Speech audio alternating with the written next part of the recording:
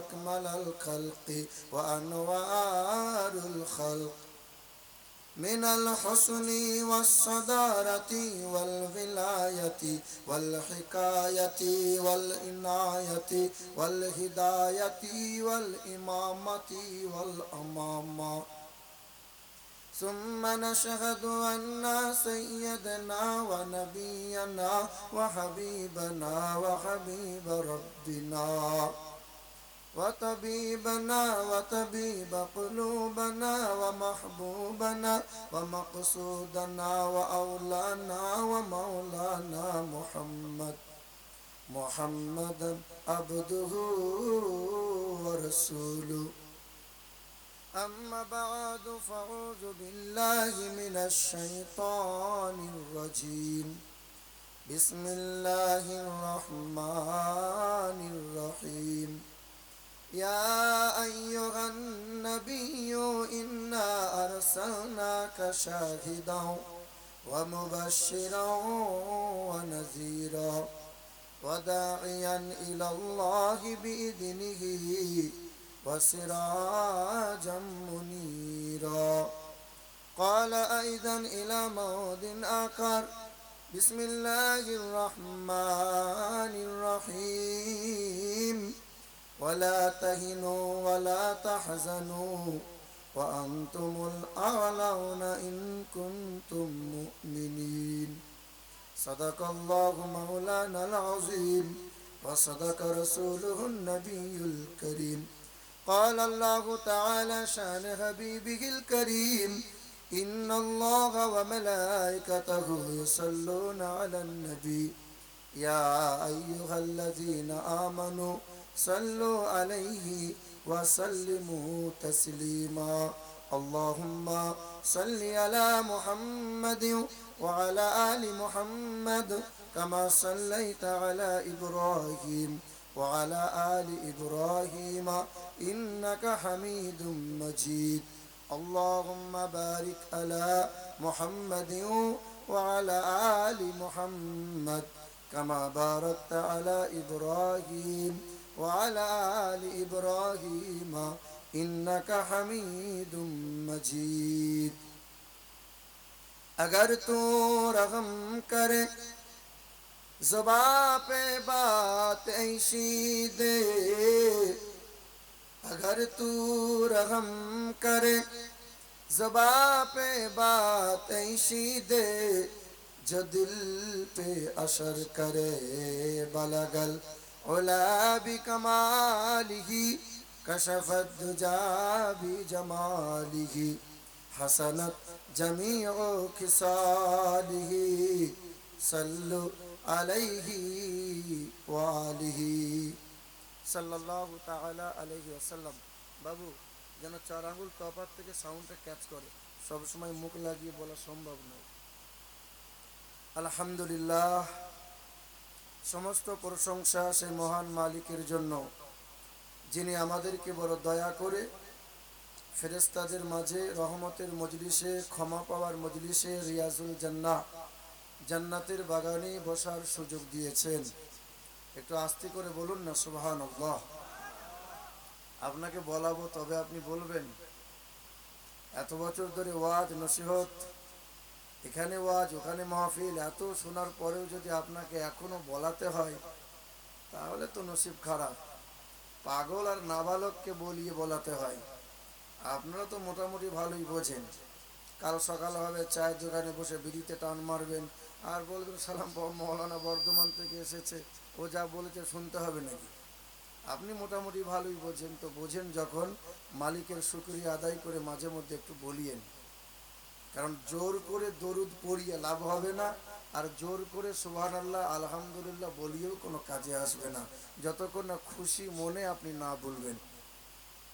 আমার বাবাজিরা, ভাইরা আমার, যিনি আল্লাহ আমাদেরকে পৃথিবীর সর্বশ্রেষ্ঠ নবী দিয়েছেন, যে নবী শুধু মুসলমানদের জন্য নয়, সমগ্র সৃষ্টিজীবের জন্য, সমগ্র দল মত জাতির জন্য, যিনি বিশ্বের মহান নেতা, জগৎগুরু, বিশ্বের মহামানব, রাহমাত লিল আলামিন হয়ে এসেছেন, যিনি আমাদেরকে পৃথিবীর সর্বশ্রেষ্ঠ কিতাব দিয়েছেন, যিনি আমাদেরকে পৃথিবীর সর্বশ্রেষ্ঠ ধর্মে মুসলমান ঘরে পাঠিয়েছেন। আপনি মুসলমান, আমরা মুসলমান। আমরা যারা বসে আছি আমরা মুসলমান। রাস্তায় যারা এখনো আড্ডা মারছি তারাও মুসলমান। আর যারা খেয়ে বাড়ি চলে গেল তারাও মুসলমান। নামাজ পড়ো বাবা? না। সুদের কারবার মাশাল্লাহ বন্ধ হয় নাই বাবা। গেঁজা চলছে, তাস সেখানেও ভালোই চলছে, পেশাব করে পানি তাও নেওয়া হয় না, কিন্তু মুসলমান। কেন? দাদু মুসলমান, বাপ ছিল মুসলমান, আধার কার্ডে মুসলমান, ভোটার কার্ডে মুসলমান, জমির দলিলে মুসলমান, পর্চা রেকর্ডে মুসলমান, আমি মুসলমান। পশ্চিম দিকে কোনোদিন দেখলে বাবা? না। নামাজও নাই, কুলও নাই, কলমাও নাই, পবিত্রতাও নাই, কিন্তু মুসলমান। এই মুসলমানটা যখন মারা যাবে তো সমাজের কিছু কিছু মানুষ বলবে শালা মরেছে ঠিক হয়েছে, ও শালাকে থারো করে পুঁতে দে, না আগুনে পুড়িয়ে দে। কিন্তু সমাজের নামাজি মুসল্লি বুদ্ধিজীবী মানুষ যারা তারা বলবে এমন বলিস নে, পাপ করেছে শাস্তি আল্লাহ দেবে। আমাদের কর্তব্য হলো গোসল করিয়ে জানাজা পড়িয়ে তাকে কবরস্থ করে দাও, হ্যাঁ না? শুধু নামে মুসলমান বলে পৃথিবীর আগুনে তাকে পোড়ানো হয় না, শ্মশানের চিতায় শোয়ানো হয় না, থারো করে বৈরাগ্যদের মতো পুঁতে দেওয়া হয় না। আমার আল্লাহ বলেন ওয়ালা তামুতুন্না ইল্লা ওয়া আনতুম মুসলিমুন। বান্দা তুমি যদি মুসলমান হয়ে যেতে পারো, আর আমি আল্লাহ বলছি কবরে যদি আসতে পারো, তো মুসলমান হয়ে কবরে আসলে পরে কবরের আগুন কোনোদিন ছুঁইবে না, আর জাহান্নামের আগুন কখনো স্পর্শ করবে না।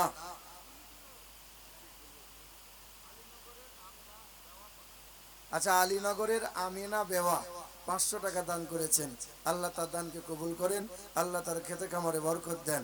আল্লাহ পাক যে নিয়তে যে আশাতে করিয়াছে দান, মনের আশা পূর্ণ করো খোদা মনিরই আরমান। বাবা, তিনি হলেন আল্লাহ। আজ গোটা বিশ্বের মাটিতে শিক্ষিত মানুষ যারা তারা প্রশংসা করে হাওড়ার ব্রিজের, তারা সুনাম করে ব্যাবিলনের ঝুলন্ত বারান্দা দেখে, তারা সুনাম করে তাজমহলের। হ্যাঁ, হাওড়ার ব্রিজ বিনা পিলারে দাঁড় করানো আছে। হাওড়ার ব্রিজ বিনা পিলারে দাঁড় করানো আছে, 300 বছর বয়স, এখনো অক্ষত হাজার হাজার টন টন সকাল সন্ধ্যা মাল যাতায়াত হয়। আমি আপনাকে বলছি যে যেন 4 আঙ্গুল তফাৎ থেকে সাউন্ডটা ক্যাচ করে। আমার বাবাজিরা, ভাইরা, আমার শিক্ষিত মুসলমান বাবারা, আমার আল্লাহ বলেন যে দুনিয়ার শিক্ষিত মানুষ যারা তোমরা লক্ষ্য করো হাওড়ার ব্রিজকে দেখে তোমরা প্রশংসা করো, আর আমি আল্লাহ পাক সামাওয়াত 7 আসমানকে বিনা খুঁটিতে দাঁড় করিয়েছি, ছাদের মতো করেছি।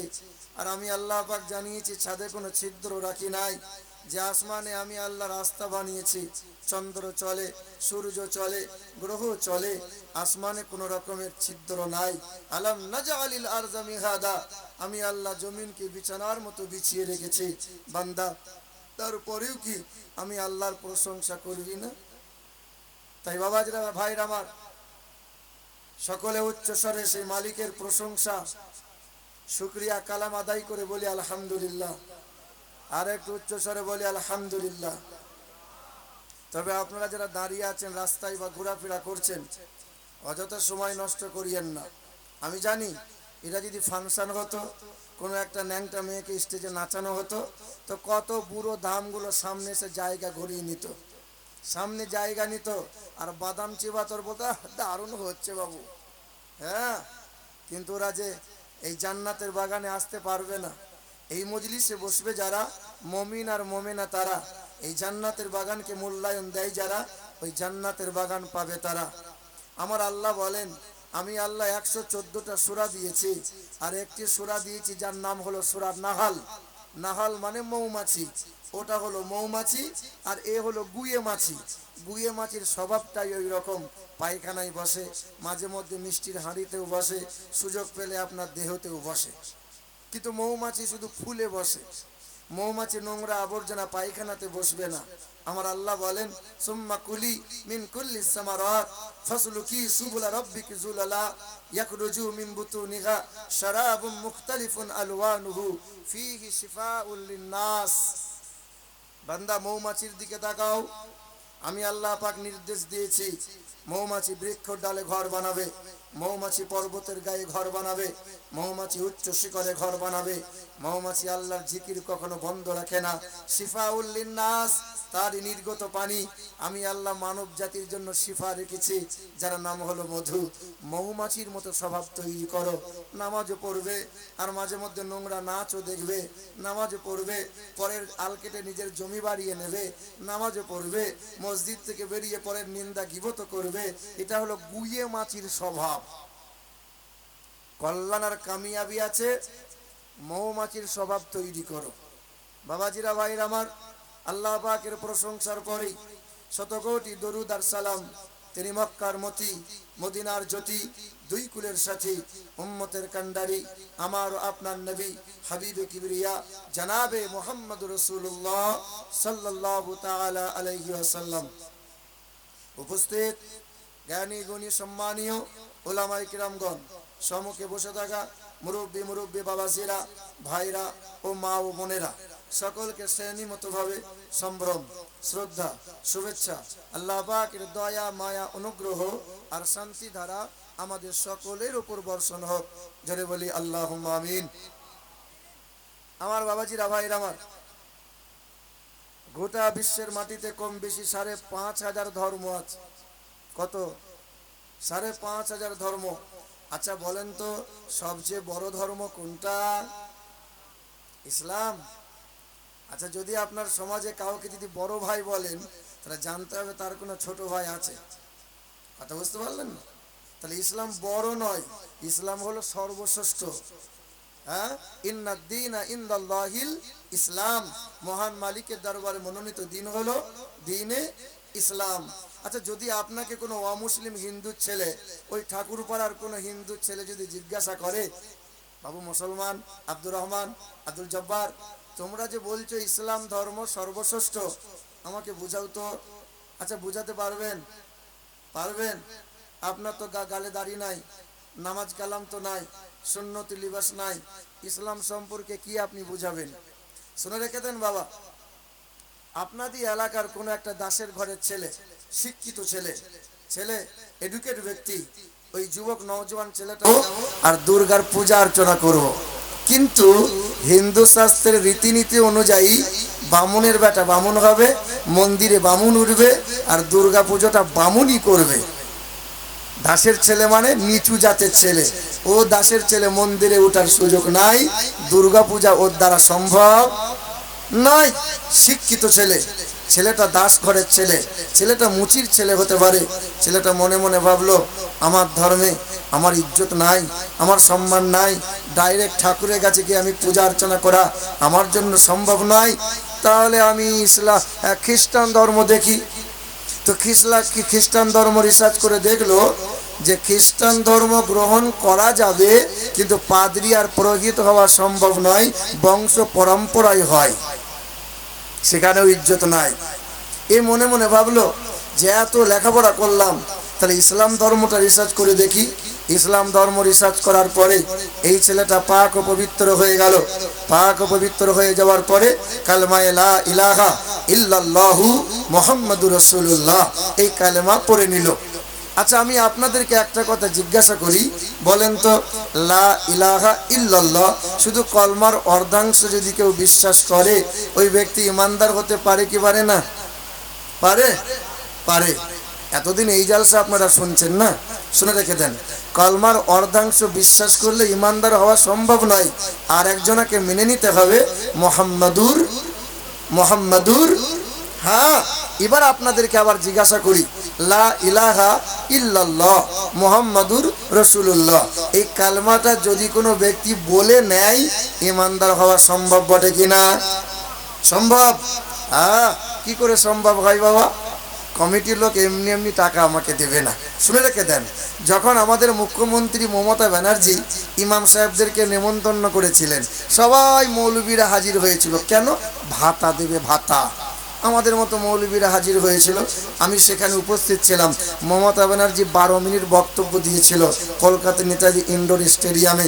12 মিনিট বক্তব্য দেওয়ার পরে মমতা ব্যানার্জি বলল, লা ইলাহা ইল্লাল্লাহ মুহাম্মাদুর রাসূলুল্লাহ।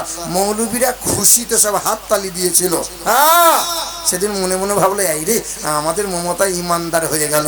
আরে কলেমাটা বললে যদি ইমানদার হয়, তো বর্তমান সমাজে নেতা মন্ত্রী যারা মুসলিম এলাকায় ভোট পাওয়ার জন্য মুসলমানগুলোকে বেলুন ফোলানোর মতো ফুলিয়ে দেয়, কালেমা বলে দেয়, তাহলে নেতা মন্ত্রীরা আগে জান্নাতে চলে যাবে। আরে কালেমা বললে যদি ইমানদার হয়, শত শত ব্রাহ্মণ বাবাজিরা যারা পূজা অর্চনা করে কালমা তারাও জানে, কালমা তারাও বলে, বললে যদি ইমানদার হয় তারা তো আগে ইমানদার হয়ে যাবে। এ বাবাজির আমার, কালেমা বললে শুধু ইমানদার হয় না, ওলামা হযরতরা আছে, জিজ্ঞাসা করবেন। ইকরারু বিল লিসান তাসদীকু বিল জিনান আল আমালু ওয়াল আরকান। মুখে যেমন আপনাকে বলা লাগবে, মনে প্রাণে বিশ্বাস করে নেওয়া লাগবে, এবং আল্লাহ রাসূলের আহকামগুলো আপনাকে পালন মেনে নেওয়া লাগবে, তবেই আপনাকে ইমানদার বলা।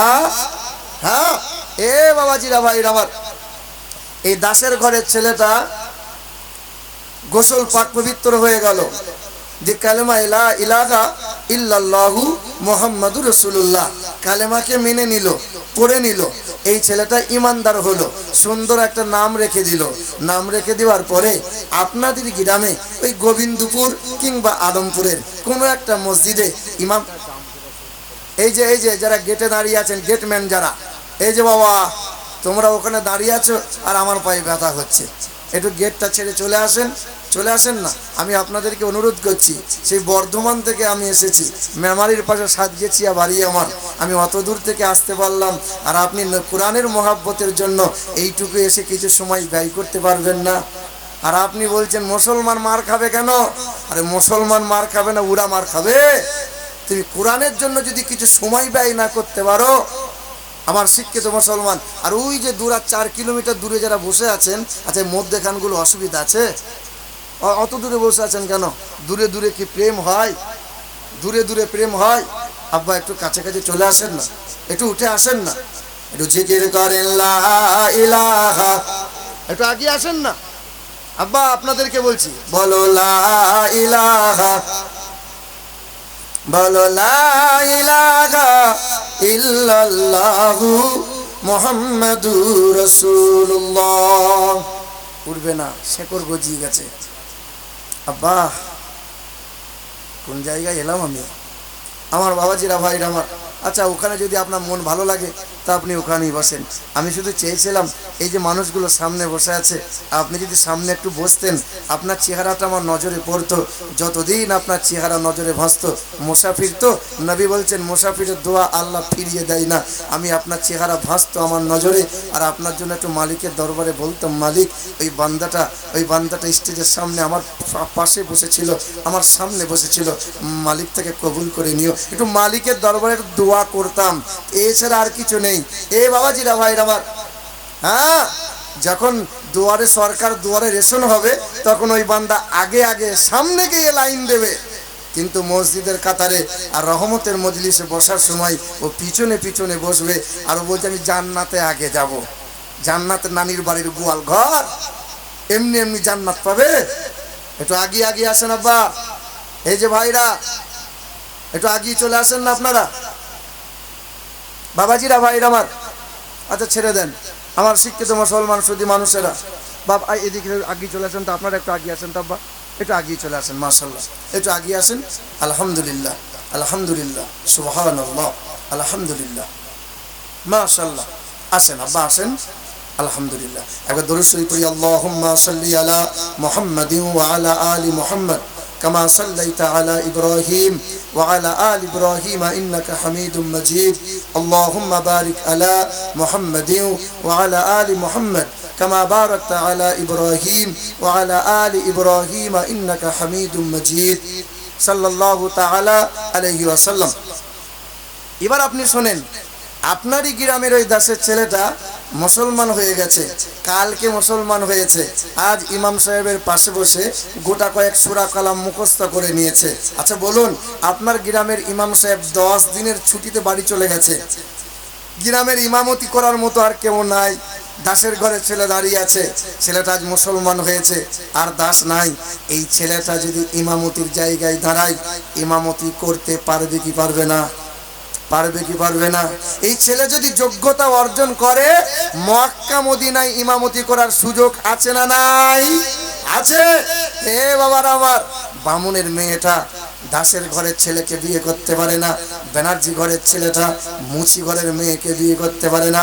কারণ ওদের ধর্মে আছে উঁচু নিচু, ওদের ধর্মে আছে জাতপাতের বিচার। ইসলাম ধর্মে আমার নবী শিখিয়ে দিয়েছেন, শোনো, খান ঘরের ছেলেটা শেখ ঘরের মেয়েকে বিয়ে করতে পারে, মমিন ঘরের ছেলেটা আনসারির ঘরের মেয়েকে বিয়ে করতে পারে। এক লাইনে এক কাতারে দাঁড়িয়ে যাবে, প্রফেসর দাঁড়াবে, তার পাশে কর্মচারী দাঁড়াবে, কাঁধে কাঁধ মিলিয়ে দাঁড়াবে, পাশে মাস্টার দাঁড়াবে, তার পাশে ছাত্র দাঁড়াবে, কাঁধে কাঁধ মিলিয়ে দাঁড়াবে। জাতপাতের বিচার চলবে না, উঁচু নিচু চলবে না, আরবি বিহারি চলবে না, বাঙালি গুজরাটি চলবে না, গরিব ধনী চলবে না, মাস্টার প্রফেসর দেখা চলবে না। এক লাইনে দাঁড়িয়ে যাও, এর নাম হলো দ্বীন ইসলাম। একটু জোরে হবে না সুবহানাল্লাহ? এ বাবাজিরা ভাইরা আমার, পৃথিবীর জমিনে যেমন সর্বশ্রেষ্ঠ হলো দ্বীন ইসলাম, ঠিক তেমনি পৃথিবীর জমিনে সর্বশ্রেষ্ঠ মহামানব, জগৎগুরু, বিশ্বের মহান নেতা, তিনি আর কেউ নয়, তিনি হলেন জানাবে মোহাম্মদুর। এ বাবাজিরা আমার, আজও ব্রিটিশ মিউজিয়ামে সাদা পাথরে মোটা কালি দিয়ে, কালো কালি দিয়ে লেখা আছে, লিখে রেখেছে যারা নাসারা খ্রিস্টান, তারা এখনো লেখা আছে, as a learner, as a leader, as a father, as a teacher, as a love maker, Mohammad is the Superman in the world. বিশ্বের জমিনে এক নম্বরের শিক্ষক যিনি, এক নম্বরের পিতা যিনি, এক নম্বরের নেতা যিনি, বিশ্বের জমিনে মানব জাতির কল্যাণকর্তা যিনি, তিনি হলেন বিশ্বের এক নম্বরের জগৎগুরু, তিনি হলেন জানাবে মোহাম্মদুর সাল্লাল্লাহু। এ বাবাজিরা ভাইরা আমার, গৌতম বুদ্ধ নাম শুনেছেন আপনারা? গৌতম বুদ্ধ নাম শুনেছেন? গৌতম বুদ্ধ তিনি একদিন শত শিষ্যদের মাঝে কিছু নসিহত করছিলেন, মানে ভালো ভালো উপদেশ দিচ্ছিলেন। তো শত ভক্ত শিষ্যর মাঝে একজন ভক্ত দাঁড়িয়ে গেল, যার নাম ছিল আনন্দ। ওই আনন্দ নামক ওই শিষ্যরা তখন গৌতম বুদ্ধকে বলছেন, আপনি আজকে আছেন তাই ভালো ভালো কথা আমাদেরকে শোনাচ্ছেন, কাল যখন আপনি থাকবেন না, কে আমাদেরকে ভালো ভালো কথা শোনাবে? গৌতম বুদ্ধ সেই দিন বলেছিলেন, I am not first Buddha who come in the earth. পৃথিবীর জমিনে আমি প্রথম এবং লাস্ট বুদ্ধ নয়, in on time another Buddha in the world. বিশ্বের জমিনে যথা সময় একজন বুদ্ধ আসবেন, এ হোলি ওয়ান, তিনি অত্যন্ত পবিত্র হবেন, এ সুপ্রিমলি এনলাইটেন্ড, তিনি অধিক আলোকপ্রাপ্ত হবেন, তিনি সত্যের বাণী মানুষের কাছে প্রচার করবেন। শিষ্যদের মনে আনন্দ হলো, জিজ্ঞাসা করলেন, গুরুদেব, তাকে জানবো কি করে, তাকে চিনবো কি করে, তার পরিচয় কি হবে? গৌতম বুদ্ধ তখন একটি বেদের উদ্ধৃতি দিয়ে বলেছিলেন, এতং কৌলগত প্রায় জানি সুপর ধর্মনি ধর্মাত্মনাই সাতে নো ভগবান বতরিষ্যতি অথোত সংভবিষ্যাতে মনংশবে সদা নিভৌ বাসুদেবাঙ্গরাঙ্গীতি পণ্যগন্ধানির স্পর্শম। পৃথিবীর জমিনে একজন গুরু হয়ে আসবেন, সেই মহান প্রতিপালকের দরবার থেকে তার চেহারা দিয়ে সুগন্ধি বার হবে, সেই সুগন্ধির সৌরভে দেশের মানুষের মন পবিত্র হবে। জিজ্ঞাসা করলেন, তার নাম কি হবে? সেদিন গৌতম বুদ্ধ বলেছিলেন, তার নাম হবে মৈত্র, তার নাম হবে মৈত্র। যারা বাংলা করলে হবে প্রশংসিত, যারা আরবি করলে হবে মোহাম্মদুর। এ বাবাজিরা ভাইরা আমার, আমার সোনার টুকরো বন্ধুরা, আমার সুধী মানুষেরা, আমার আল্লাহ পাক রব্বুল আলামিন ঈসা নবীর কথাকে কোরআনে রেকর্ড করলেন। আমার আল্লাহ পাক বললেন, ওয়াইজ ক্বালা ঈসা ইবনু মারইয়াম ইয়া বানি ইসরাঈল ইন্নী রাসূলুল্লাহ ইলাইকুম মুসাদ্দিকাল লিমা বাইনা ইয়াদাইহি মিনাত তাওরাত ওয়া মুবাশশিরাম বিরাসূলি ইয়াতি মিন বাদি ইসমুহু আহমদ। মা মারিয়ামের পুত্র ঈসা নবী আলাইহিস সালাতু ওয়াস সালাম বলেন, হে বনি ইসরাঈল, শোনো শোনো, ইন্নী রাসূলুল্লাহ, নিশ্চয়ই আল্লাহ পাক আমাকে আল্লাহ রাসূল বানিয়েছেন, ইলাইকুম মুসাদ্দিকাল লিমা বাইনা ইয়াদাইহি মিনাত তাওরাত, আমার উপরে একটি কিতাব নাজিল করেছেন, ওই কিতাবের নাম হলো তাওরাত। আমি ঈসা নবী আলাইহিস সালাতু ওয়াস সালাম বলে দিয়ে যাই, আমার পরে পরে পৃথিবীর জমিনে একজন গুরু আসবেন, মানব জাতির কল্যাণকর্তা, পৃথিবীর জমিনে পবিত্র আত্মা হয়ে আবির্ভাব আলাইহিসসালাম হবেন তিনি, তার নাম হবে আহমদ। তিনি মানব জাতির মুক্তির দাতা, কল্যাণ কর্তা হয়ে আসবেন। তিনি হবেন জানাবে মুহাম্মদ রাসূলুল্লাহ।